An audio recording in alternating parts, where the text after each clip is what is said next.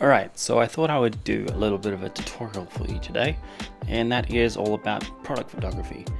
Now, I recently had to do some product photography for my web design assignment, and it required me to produce some images for my website that I was designing for my assignment.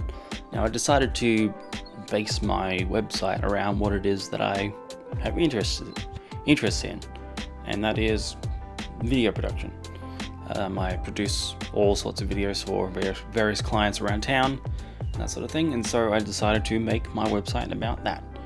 What I did was I needed to create a bit of a background, and what I did was I got this is a piece of plywood that I've stained with some varnish and stain. It only took about 2 days to get this sort of result. It started out life like this, quite rough, and this background by itself could actually be pretty alright if you were looking for more of a rustic sort of look, but this looks a bit better. So I just sanded it back with a bit of sandpaper, then I just stained it, and yeah, this became the background for all of my product photography. Now, the camera that I used to photograph the images that I took for my website was my 5D Mark IV. If you don't have like a high-end DSLR, you can still use your phone.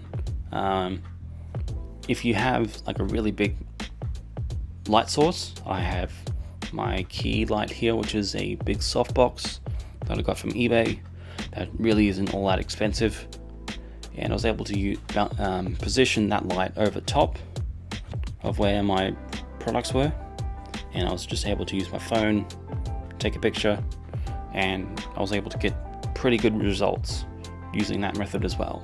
And I followed a similar sort of theme throughout all of them. Like, I had a banner image and then several detailed images about individual pieces of equipment, so audio equipment, microphones, lighting, and all that sort of thing. I just laid them all out, and I was able to get all of these images done in basically an afternoon. Now, in terms of bounce and fill, I used my flash to obviously light the products, but I didn't just use the flash, I also used a bounce card. This is just a cheap